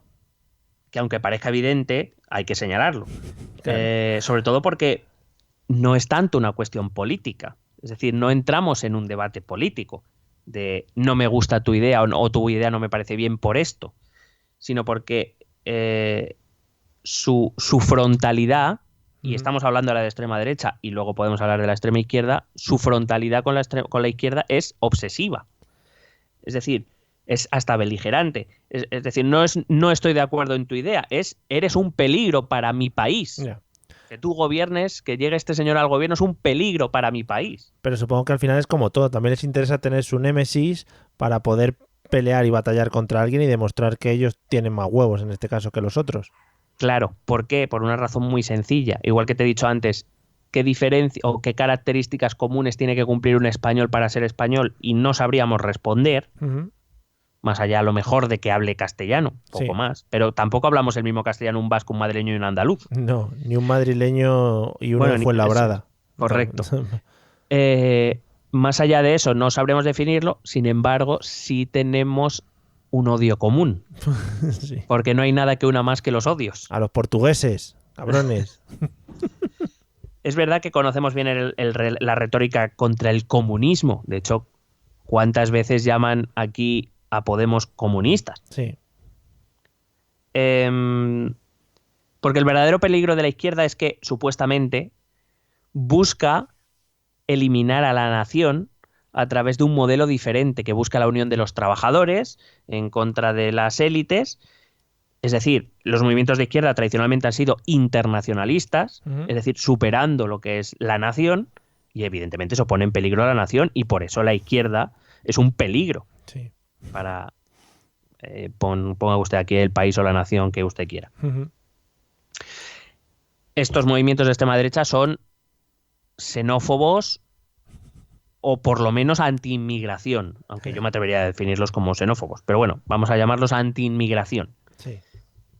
Por supuesto, si hay algo que pone en peligro la existencia de la nación, es todo aquel que no pertenece a la nación y que se quiera, entre comillas, porque en general también, no me he atrevido a meterla, pero también diría que son un poco conspiranoicos. Pero es como todo aquel que quiere entrar en nuestra nación divina, lo que viene es a infiltrarse para destruirla desde dentro. Por supuesto. Vienen a cambiar nuestras, repito, otra vez estas palabras que tampoco sé muy bien exactamente lo que significan, vienen a cambiar nuestras tradiciones, nuestra cultura. Que me gustaría saber si alguno de estos debe saber, me sabría definir lo que es cultura más allá de las fiestas populares, me refiero. Ya. Repito, da igual que hablemos de raza, que hablemos de lengua, que hablemos de cultura o de religión, da igual el motivo. La cuestión es que alguien ajeno a la nación que tiene otra o que tiene diferente alguno o varias de esos elementos representa una amenaza. Y son estos elementos, junto con las élites que les permiten entrar, los culpables de todos los problemas de los miembros de la nación. Es decir, el desempleo es culpa de los inmigrantes y de los gobernantes que les dejan entrar. Claro que sí. La delincuencia, para estos partidos, es culpa de la inmigración. Sí. Los inmigrantes son delincuentes. Prácticamente, si hablas con uno de los buenos, de estos de los que tienen solera, te dirá que todos los delincuentes son extranjeros, todos. Españoles malos ni uno. Yeah. Te dirá que la pobreza es porque los extranjeros se llevan todas las ayudas. O si un nacional no tiene para una casa de alquiler es porque ha entrado un inmigrante ilegal y le han dado todas las ayudas. Claro, todas. Está muy bien informado esa persona, quiero decir. Sí. Cuando llegas a España te reciben con un pack de bienvenida, un welcome pack, y te dan, bueno, pues no sé, entre 30.000 y 50.000 euros, supongo. Sí. Y una invitación a la ruleta de la fortuna. Y una casa en Torrevieja. Sí, el Marinador. Fíjate que para estos movimientos el único inmigrante aceptable es aquel que abandona por completo sus raíces culturales, religiosas, lingüísticas, repito, lo que quieras considerar. La étnica no, porque no se puede, excepto Michael Jackson, que lo intentó. Es ese inmigrante que abandona por completo sus raíces y adopta por completo esas características de la nación. Y además... Que son las buenas. Claro, y además, estos son los que se van a poner como modelo de inmigrante aceptable. Ajá. Y además como ejemplo de que mi partido no es xenófobo. No sé si te suena. Sí, el negrito de Vox. O el gitano de no sé quién o no sé cuántos. Sí. Es decir, el resto de negros no me gustan, pero este negro que, como es de los míos, es guay. Y veis, yo no soy anti-inmigración, solo lo que pasa es que se tienen que... ¿cuál es la palabra que utilizan? Se tienen que integrar. Claro, hombre. Si es que viene es decir, pero integrar no es aprender nuestra lengua, respetas lo que hay aquí y demás, sí. Y te comportas como una buena persona, sino es no. Tienes que adoptar lo que hay aquí y abandonar todo lo anterior. Y si puede ser jurar bandera, nos quedaríamos más tranquilos. Claro. Pero bueno, en cualquier caso no deja de ser un inmigrante, quiero decir. Sí, sí, bueno, con calma, o sea, no va a llegar a las altas cúpulas de los partidos. Claro.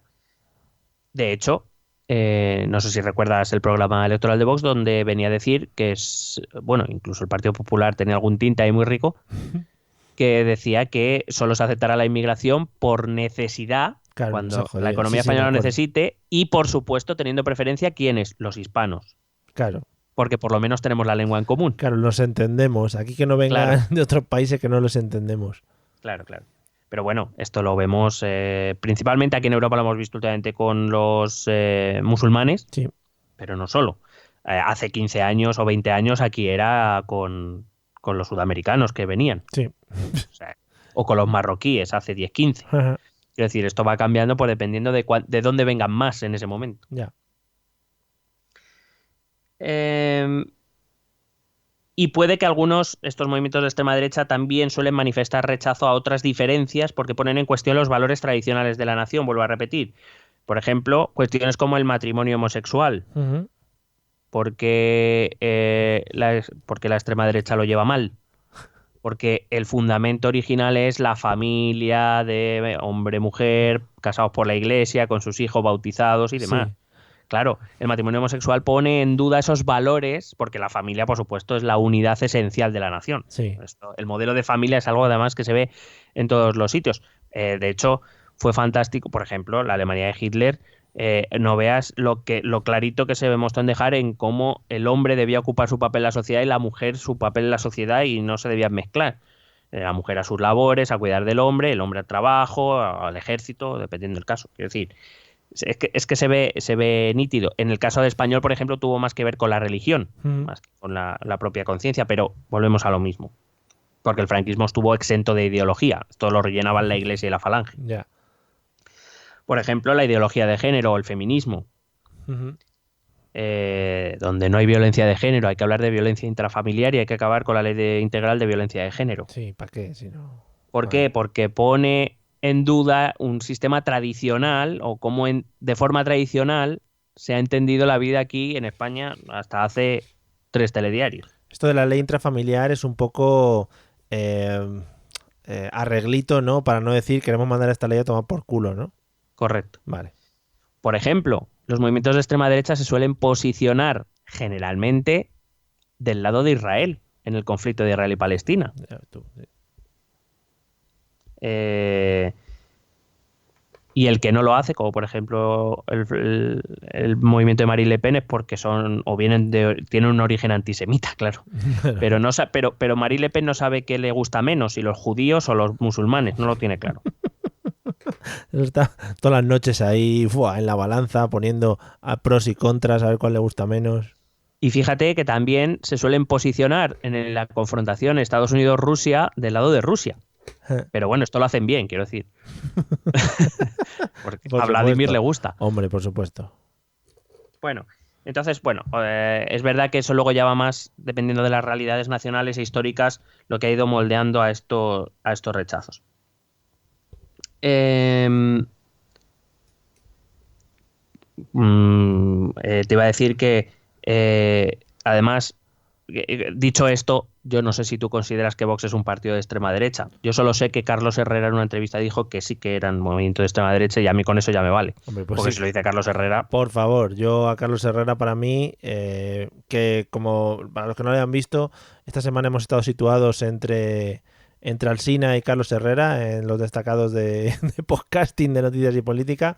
O sea que bueno, los tres, digamos que somos las tres patas que sustentan este país y por lo tanto si lo dice Carlos, para nosotros va a misa. Y nunca mejor dicho. Los pilares. Los pilares de la tierra, sí. Que...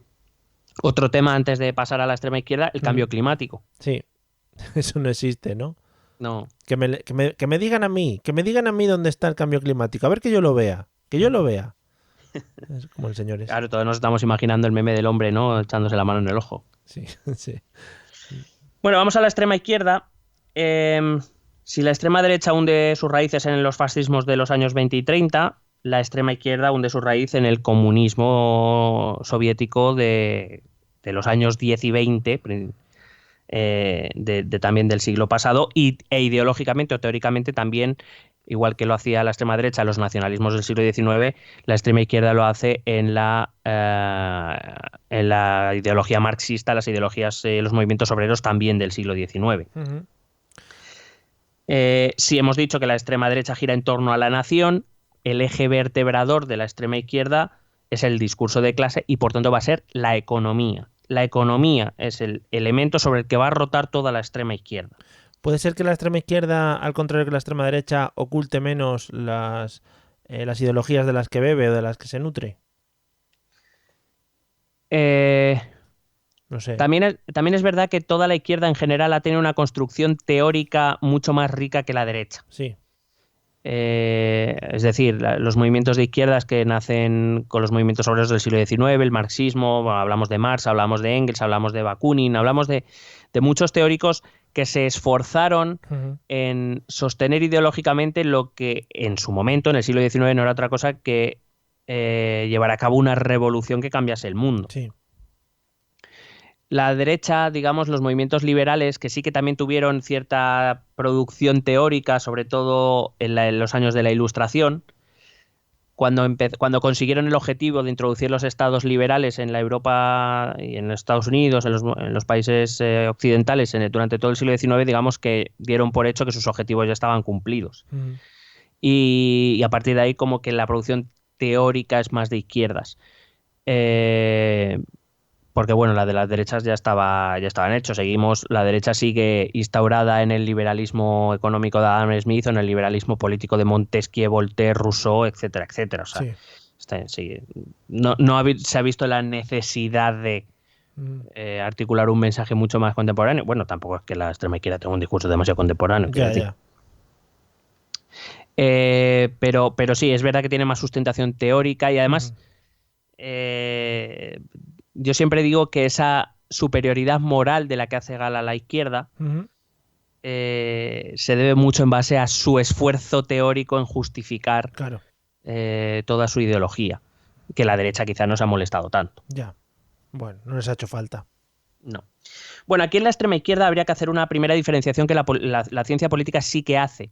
Igual que en la extrema derecha, para hablar de la extrema derecha se hace referencia a muchos nombres, a la derecha radical, derecha populista o como lo quieras llamar, pero siempre haciendo referencia a ese mismo grupo de partidos de los que te he hablado antes.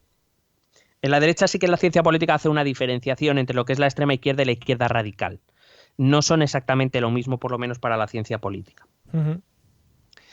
La izquierda radical o lo que conocemos como izquierda radical, su construcción ideológica comienza alrededor, o sea, su eje vertebrador es el ataque al sistema económico capitalista. Pero la izquierda, o lo que llamamos izquierda radical, sí que acepta el sistema de democracia liberal. Esto no quiere decir que no aspiren a realizar ciertas reformas en el sistema político, especialmente dirigidas a debilitar la representación o la representatividad nacional, siempre en favor de mecanismos de democracia más directa, o incluso muy a favor de los municipalismos, de la democracia más local, o de la política más local. Pero en su esencia aceptan lo que es la democracia liberal y representativa.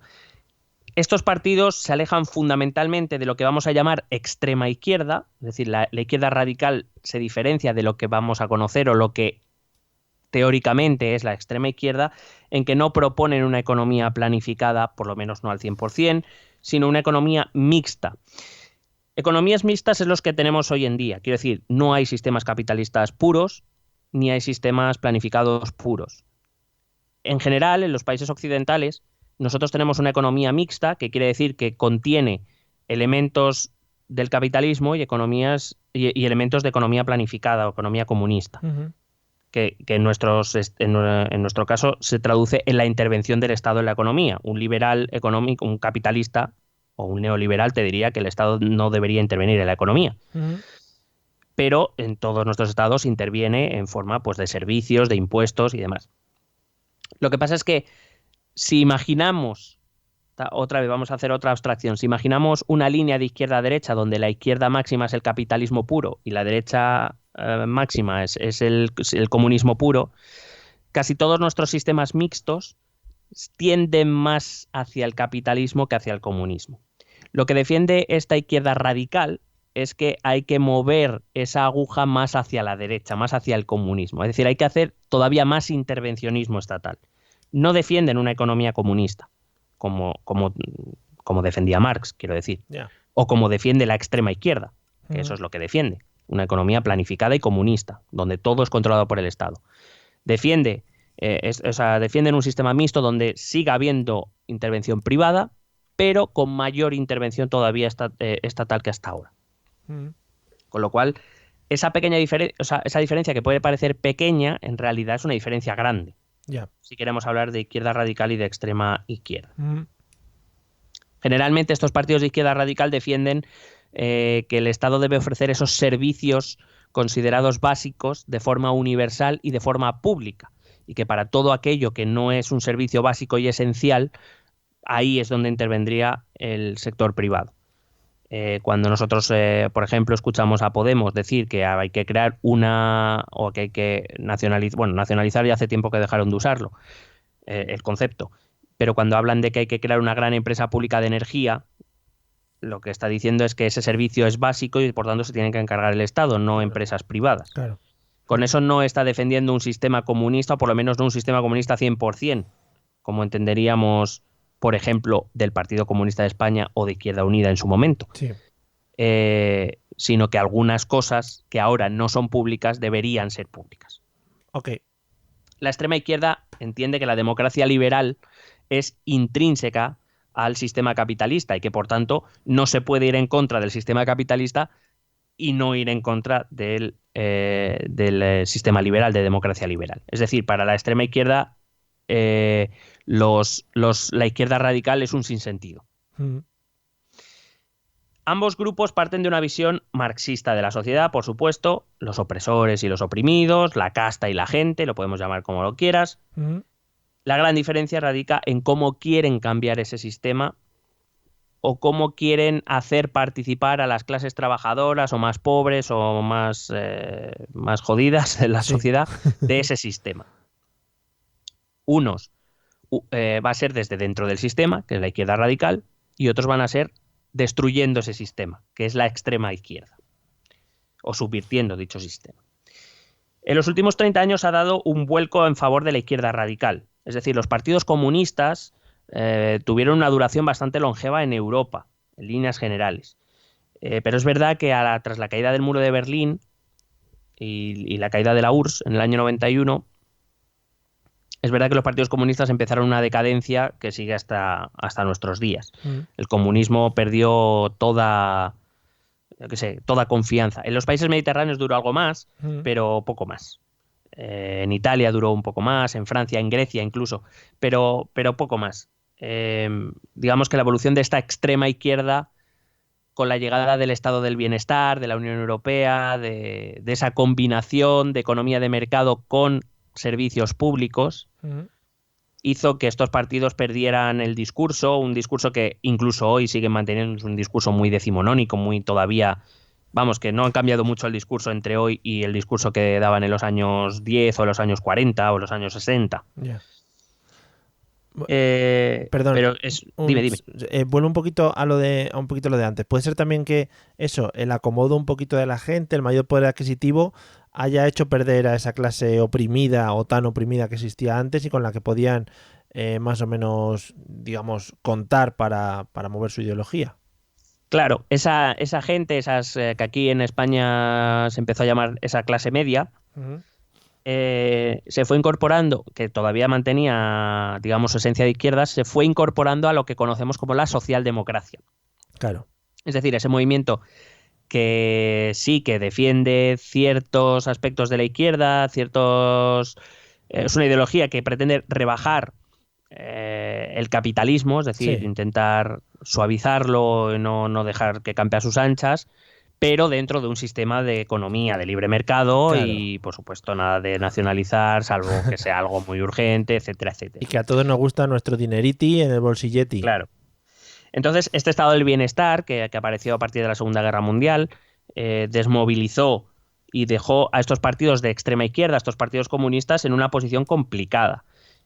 Pues eso es lo que te digo, ¿no? El discurso que se quedó caduco, con una retórica anticuada que no conecta con las nuevas generaciones que ya nacen o nacemos en otro tipo de mundo que no es el mismo de la primera mitad del siglo XX, y que ven que toda esa gente empieza a votar, si es que vota izquierda, vota socialdemocracia, no vota Partido Comunista. Es entonces cuando llegan ciertos problemas que los partidos socialdemócratas no afrontan. El primero de ellos, por cierto, fue el cambio climático, aunque fue poco a poco a raíz del Pacto de Kioto. Sí. Por eso empezaron a aparecer los partidos verdes, que es en muchos países la izquierda radical la representan los verdes. No es el caso de España, donde Podemos es un marasmo de todo esos movimientos antiglobalización, movimientos pues eso, contra el cambio climático, movimientos feministas, como intenta englobar todo, pero hablamos mucho de ellos en las últimas elecciones europeas. Ese movimiento de izquierda que se va hacia el extremo, se va a la izquierda radical, no a la extrema izquierda. Es decir, si volvemos otra vez a ese eje izquierda-derecha y ponemos a la socialdemocracia que sea un 4, se van a la izquierda radical que se sitúa en un 3 o en un 2, no en un 1 o en un 0. Es decir, no son esa extrema izquierda que aunque la gente quiera hacerlos parecer así. Por eso no estoy queriendo decir que no sean más extremos que los partidos socialdemócratas. Sí. Pero no es el extremo extremo. Es decir, a la izquierda de Podemos o de los verdes en Alemania o de los verdes en Reino Unido o de los verdes en Francia, hay otra izquierda todavía. Lo que pasa es que esa izquierda esa izquierda se ha metido en esa izquierda radical, la extrema izquierda se ha metido en la izquierda radical por la misma razón que en su momento la extrema derecha se metió en la derecha. Claro, si no porque vale para por sí solos no pintan nada. Eso es. El problema es que ahora mismo en la derecha y en la izquierda están pasando procesos contrarios. La extrema izquierda se ha metido en una izquierda radical o una izquierda, podemos decir, más pura. Sí. Mientras que en la derecha lo que ha pasado ha sido el contrario, que la extrema derecha se ha desgajado de la derecha más pura. Los partidos de la izquierda radical parten de esa desigualdad económica producida por el capitalismo y se presentan con ese espíritu revolucionario que estos partidos comunistas van a perder. Aquí hay que recordar a Izquierda Unida. Izquierda Unida, en su época de mayor expansión, que fue con Julián Guita allá por los años 90, que tuvo 21 diputados, me parece, sí, había perdido buena parte de ese discurso combativo, entre otras cosas porque tampoco calaba en la sociedad, una sociedad que estaba mejor, que vivía mejor, que tenía servicios públicos, que tenía sanidad, que perdía el trabajo y tenía, aunque fuera una miseria, pues tenía una paga, que tenía una pensión, que tenía policías, que tenía jueces. No sé, ese discurso no calaba. Por eso digo que la izquierda radical, a través del populismo, va a articular un discurso muy agresivo, muy combativo, pero no va a combatir, por lo menos dialécticamente, no va a combatir lo mismo que esos movimientos de extrema izquierda. Claro. No va a hablar del trabajador, no va a hablar del proletario, no va a hablar de la plusvalía, no va a hablar de la lucha de clases. No, vamos a hablar de otras cosas. Claro, es que todo eso además suena muy añejo y recuerda a tiempos raros, incluso tiempos que no hemos vivido y tampoco conocemos exactamente qué pasó ni qué sucedió y resulta un poco extraño. Claro, entonces, ¿qué pasa? Que estos movimientos de izquierda radical son percibidos por ese lenguaje agresivo, ese lenguaje combativo. Pues si recuerdas a Podemos en el año 2014-2015, acuérdate del discurso que articulaban, es percibido como, precisamente por esa agresividad o esa combatividad, es percibido como más radical de lo que realmente sus propuestas dicen que es. Ya. También es verdad que, por ejemplo, Podemos empezó siendo un 2 y ya está en un 3,5. Sí, se va moviendo un poquito. Claro, porque está entendiendo que los extremos en la izquierda, por lo menos en esta época, no tocan. Dentro de nada, a lo mejor articularía otro tipo de discurso. Dentro de nada les pasa a Petru por la izquierda. Pero es verdad que esta izquierda radical articula un discurso combativo que la extrema izquierda ya había perdido, ya había entregado la cuchara. Y es la que hace percibir a otros actores políticos que esta izquierda radical es más extrema de lo que realmente es. Como componentes comunes de esta ideología, de estos partidos, podemos decir, de izquierda radical, tenemos, lo primero, una antiglobalización. Es un argumento que... el primero sería el anticapitalismo. Lo que pasa es que estos partidos de izquierda radical no ven todo malo del capitalismo. Lo que ven malo es la falta de equidad en ese capitalismo. Está claro que el capitalismo, yo siempre defendí una teoría que es que el capitalismo genera riqueza pero no la reparte, mientras que el comunismo reparte la pobreza porque no genera riqueza. Claro. Es decir, uno es más equitativo y otro es más generador de riqueza, pero ningún sistema es perfecto. Lo que dice, bueno, estos estados del bienestar redistribuyen la riqueza principalmente a través de los servicios públicos. Lo que dicen estos partidos de izquierda radical es que hay que redistribuir más, que lo que se redistribuye es insuficiente, que sigue habiendo muchas desigualdades y además nacen, como digo, en este contexto de crisis donde las desigualdades se acentúan todavía más. Claro. Entonces, ese anticapitalismo va dirigido por esa parte. Esa antiglobalización, y digo que es un argumento que comparte con la extrema derecha, como te he dicho antes, pero por motivos diferentes. La globalización para la extrema derecha es una amenaza a la nación, a la esencia de la nación. La globalización para la extrema izquierda es la que ha puesto en riesgo, o mejor dicho, la que ha beneficiado a las élites y ha perjudicado a las clases bajas. La que ha beneficiado a la casta y ha perjudicado a la gente. Es decir, es un componente económico, digamos, no esencialista. Sí.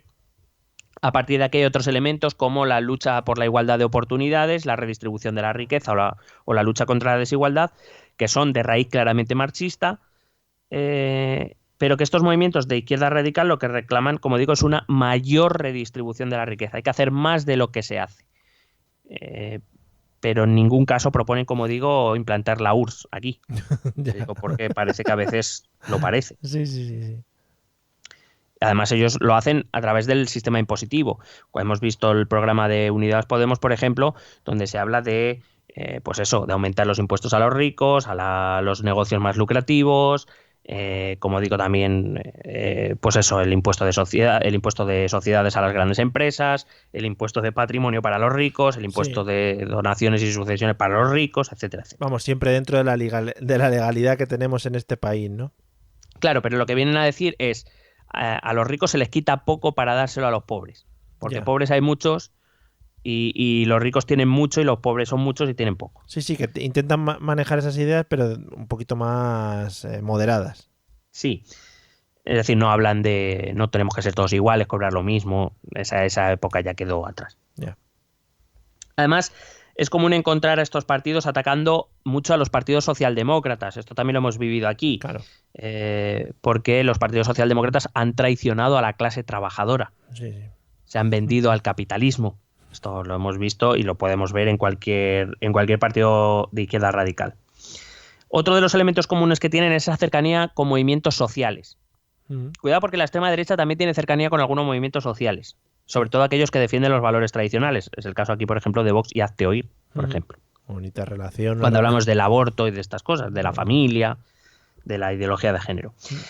En la izquierda son todos estos movimientos sociales que, pues como los que luchan contra el cambio climático, los que luchan por los derechos LGTBIQ+, ya me he perdido. Parece una lavadora. Etcétera, etcétera. Los que defienden la sanidad pública, la educación pública.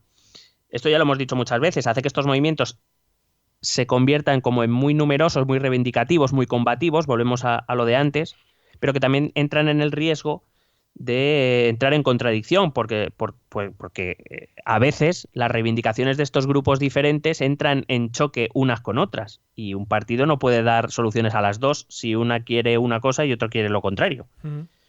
Entonces, esto hace también, por ejemplo, que la izquierda radical o que las izquierdas en general se dividan tanto, se fragmentan porque quieren ser tan perfectas y no se dan cuenta de que no pueden ser tan perfectas que a veces se olvidan de ser prácticas. Y que a veces no puedes contentar a todo el mundo. ¿Puede ser que esto también lleve a politizar un poco a los movimientos de estos de los que hablas y no sea bueno para los objetivos que quieren alcanzar? Claro, pero al fin y al cabo es natural. Quiero decir, un movimiento social que sale a la calle a protestar o a luchar busca un altavoz. Ya, claro. Y en general, si algún partido, y más si tiene cierta notoriedad, pues se presta a, pues parece lógico o parece por lo menos natural que lo aprovechen. Ya. Claro, otra cosa es que, claro, al involucrarse o al ligarse a un partido político, precisamente por esa simplificación de la que hablábamos al principio del programa, probablemente ya te estés echando en contra a otros movimientos o partidos políticos. Y luego, por último, sería ese gasto social más elevado, o ese gasto estatal o ese gasto público más elevado del que te hablaba antes. Precisamente es el Estado el único instrumento eficaz para conseguir sus objetivos, y esto solo se conseguirá, todo lo que hemos hablado antes, aumentando el gasto tanto como sea necesario. Claro. Por eso, otra de las grandes críticas que se hace a la izquierda radical desde otros sectores políticos es ¿y de dónde vas a sacar el dinero? ¿Cómo vas a pagar esto? Esto es la ruina para el país, eres una amenaza, etcétera, etcétera. ¿Que de dónde saldrán los recursos? La izquierda radical siempre te dirá que de las élites, de los bancos, de los ricos, de aquellos que se han aprovechado del sistema capitalista injusto para enriquecerse a costa de los trabajadores. Que no deja de ser un discurso marxista 2.0, poco adaptado a la actualidad. Es decir, ¿de dónde vamos a sacar los recursos? De todos aquellos elementos que ahondan en la desigualdad y a los que consideran culpables de dicha desigualdad y que haya mucha gente pasándolo mal. Para poder hacer una diferenciación clara de lo que es izquierda radical y extrema izquierda, podríamos considerar que actualmente izquierda radical es lo que sería Unidas Podemos o Podemos, sí, y extrema izquierda sería lo que sería Bildu. Si leyésemos el programa de Bildu, más allá de la relación que tenga con la afortunadamente extinta ETA, su programa es de un comunismo muy tradicional, de una subvención del capitalismo y de la instalación de un sistema pues eso, bastante más radical que incluso el que propone Podemos. Sí. Y bueno, pues hasta aquí era mi reflexión.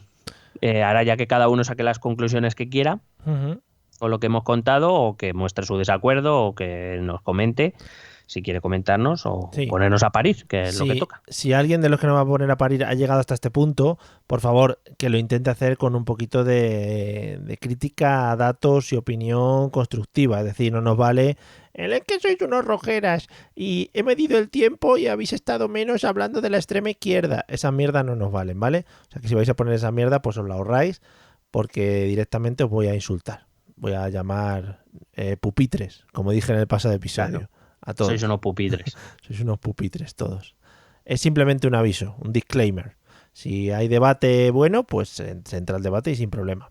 Si son mierdas, sois unos pupitres. Bueno, aviso, exactamente, yo no he cronometrado, es probable que haya hablado más de la extrema derecha, pero porque me ha parecido más interesante rascar en la base teórica, porque la base de la izquierda no ha cambiado mucho. Sí.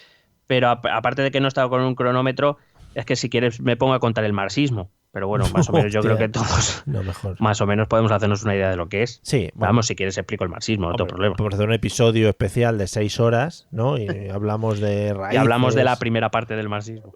Y hablamos de introducción al marxismo, etcétera, etcétera. Bueno, yo creo que ha quedado bastante claro y sobre todo que no nos estamos basando en opiniones personales ni en nada personal, sino en datos y en estudio de las ciencias políticas. O sea que es algo, iba a decir, que todos tenemos que aceptar por cojones. No, bueno, a ver, la ciencia política es una ciencia social y evidentemente sus teorías pueden cambiar y claro, demás, pero bueno, entiendo que es por lo menos interesante ponerlo sobre la mesa. Si luego al final esto es como siempre, que cada uno va a hacer con lo que decimos lo que le salga a los cojones. Efectivamente. Pues vamos a ser unos rojos de mierda, vamos a ser unos fachas de mierda o vamos a ser gilipollas directamente. Ojalá haya de todos los tipos en este episodio, sería maravilloso.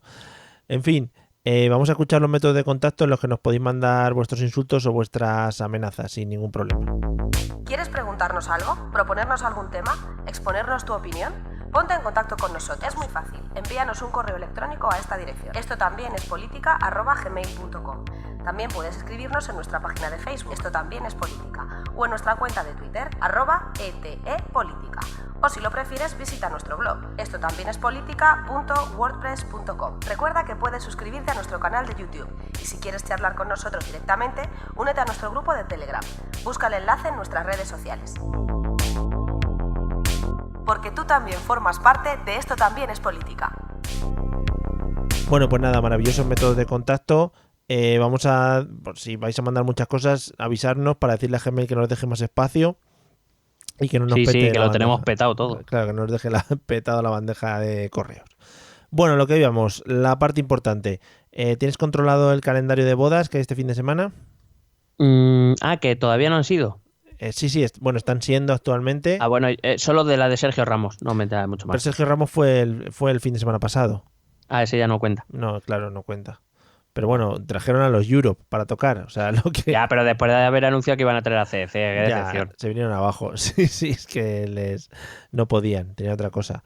Pero creo que montaron, bueno, el parque de atracciones se quedó corto ese día. Se trajeron Euro Disney a su boda.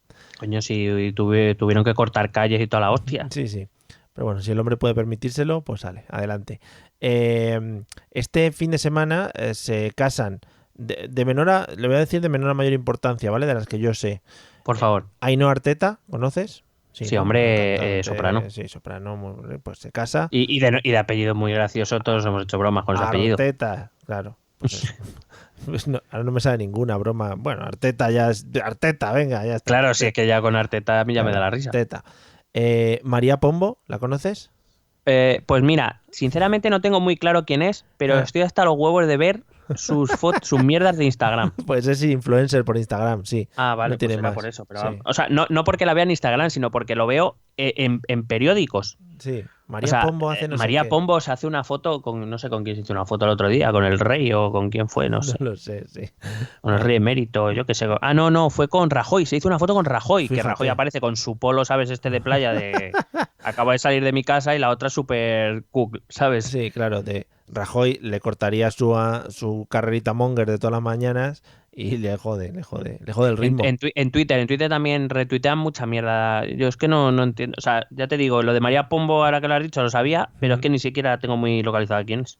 Bueno, pues una muchacha influencer. Y por último, claro, no podía faltar la boda de la princesa del pueblo, Miguel. Por fin. No. Sí, este fin de semana era la boda de doña Belén Esteban. Sí. Pero con Jesulín. Sí, otra vez. el retorno. Y lo van a celebrar con una capea en la que va a torear 5 toros Ortega Cano. Sería lo suyo. Pero sobrio. No, por supuesto que no. Vale. Para luego poder cantar le estamos tan a gustito.